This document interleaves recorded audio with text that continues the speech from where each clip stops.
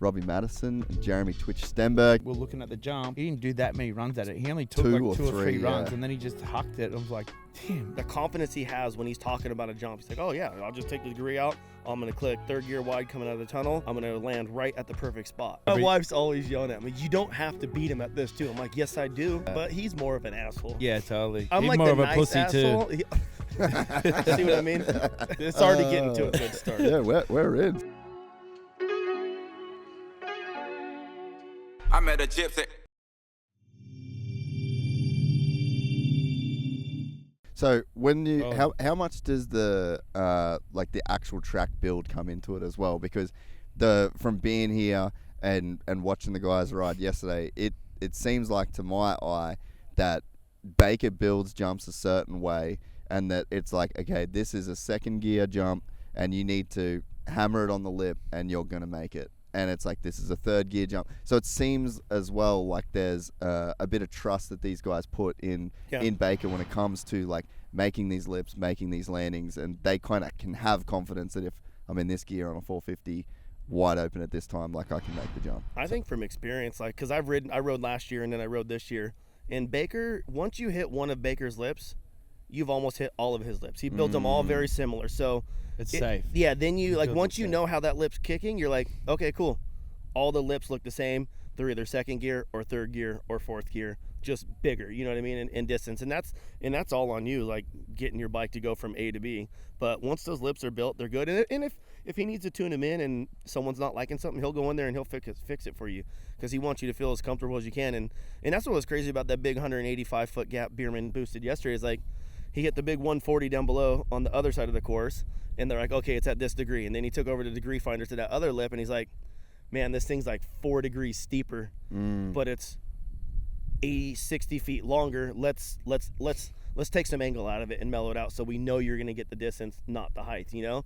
And I just think with how long Baker and Bereman have been doing this together, like they just look at each other and they know. They just like 3 degrees. 2 degrees, like they just on the same level when it comes to building jumps like that, and I think that's what gives Bereman the most confidence is knowing every jump that Baker's ever built him has been really gnarly, like the gnarly ones that he does, like the one that was out at the sandbox when he did his Red Bull video that one year. Dude. Over like the whole track, you know what I mean? And they were getting ready to go tell him, hey, maybe you shouldn't jump this, and he just comes around the corner, fourth gear wide open, and barely greases it. So to have that much confidence in a builder is something that you need, and I think with him and Red Bull working with them or with Baker and his team the last few years, like they have that confidence of like, oh, okay, just take it 2 degrees, and Bereman's like, okay, I'll just click third and hold it wide. Like that's a lot of trust.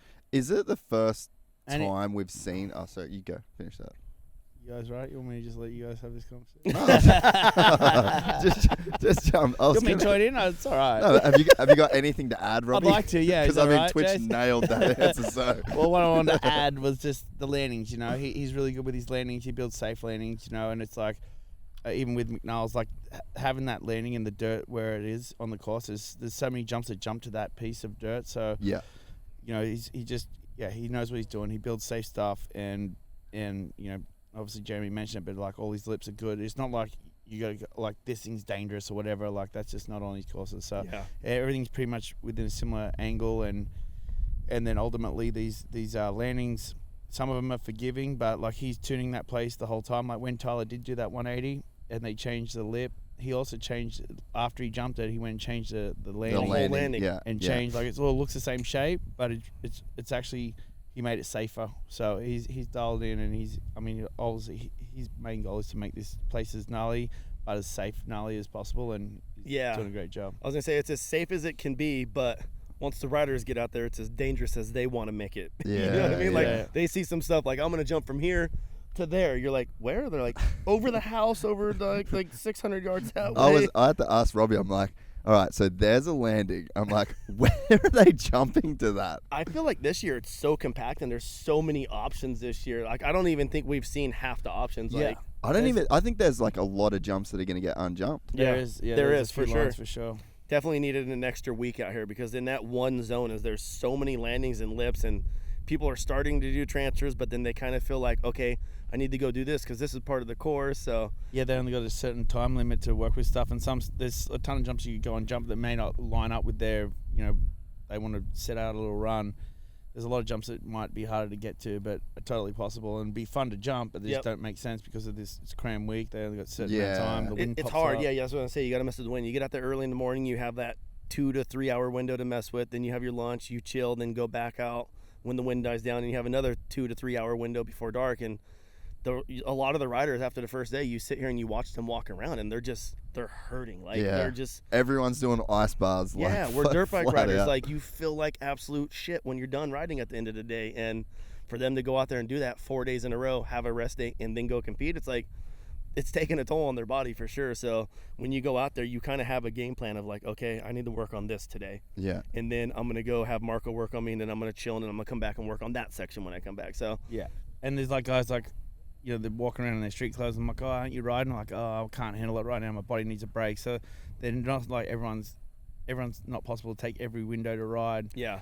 So yeah, the offside is that some jumps aren't going to get jumped, which is crazy to think of with, you know, just like how long you guys are here. You know, so that relationship between TB and Baker, is that a fairly unique relationship in free riding, do you think? Like, has there ever been a combo that's worked together that well on something like this, do you think? I don't think on that level, but like when we were competing back in the day, when it was like Dane Huron building courses, like you always had a good relationship with him. Yeah. Or like all the Nevada boys had a good relationship with Jesse Olson when he would build our courses, and like, you know, or Brian Manley or Matt McCall. So we all kind of knew, like, when there was each one of those builders building certain courses, we knew like, oh, okay, I need to stiffen my suspension up because this dude builds lips that are bucky. This dude builds lips that are a little mellow. So I think over time, like you figure that out, but I don't think anyone's worked with someone as regularly and as much as long as Bereman and Baker and his team have been working together. Because we always say Baker, but when we say Baker, it's his whole crew of guys. Yeah. You know what I mean? Like every dude there serves a purpose, and they're all badasses on equipment. Yeah, no, they fully know it. So I think Baker's name gets thrown out a lot, but it's like the crew, not just Baker. Yeah. Yeah, they do a great job. So one of the other cool things I think with this event, and we've kind of seen over the last couple of years, especially, is like you know, like Navas coming over from Spain, and then he's then taking what he learns here back to Spain and then the rest of Europe, and it seems like this is kind of like a rising tide floats all boats kind of scenario, and it's like the level of riding that goes down here then kind of like leaks out into the rest of the world. And it's cool too, because I feel like Bereman told me one time that he got this idea from like the Fest series, you know what I mean? Like he would go over there and check out the Fest series, and he's like, we need something like that for moto, you know? And it's something I think all the freestyle guys have always ever talked about having a badass event, but to get a sponsor to come in and back your event that costs this much money to build. The first time they built this place, they were out here for like 2 months straight, every single day. You know what I mean? Like this course, they came out here, I think they said September 5th, and those dudes started riding September 27th, 26th, you know? So it's like, that's a lot of days. That's a lot of fuel. That's a lot of money getting spent to build something like this that gets ridden once a year for a few days. You know what I mean? So it's cool to see Bereman sponsors back him in what he wants to do, because I don't feel like a lot of companies do that these days. Do you want to get in on this, Rob? You said enough, buddy. All right, go fuck yourself. Okay. Can I borrow your dildo? Yes. Clean it before you bring it back. What are you most excited for come Saturday, do you think? Like, have we seen everything that we're going to see, like, if you were here Thursday, or do you think that there's still a lot left in the tank out here? Well, I think ultimately we're going to see the competition, which is going to be awesome. You know, everyone's going to really start to shine and show, like, all the stuff that they can do and what they're saving up. So everyone's getting ready for that. It's going to be an awesome day. I mean, at the end of the day, we have the speed and style. We're seeing these guys like Hill and Evans throw down some heaters, but like when they go down and actually going to throw their time, it's going to be awesome to see that. It's going to be gnarly. And then I'm definitely interested to see Hill ride tomorrow, because Hill didn't even ride yesterday. He flew home for... Right? He flew home yesterday? Yeah, he flew home for his chick's birthday, so he missed a whole day of practice, and that's a dude who's on my team who, like, he always shines out here, so I'm interested to see if he pulls out any more lines tomorrow.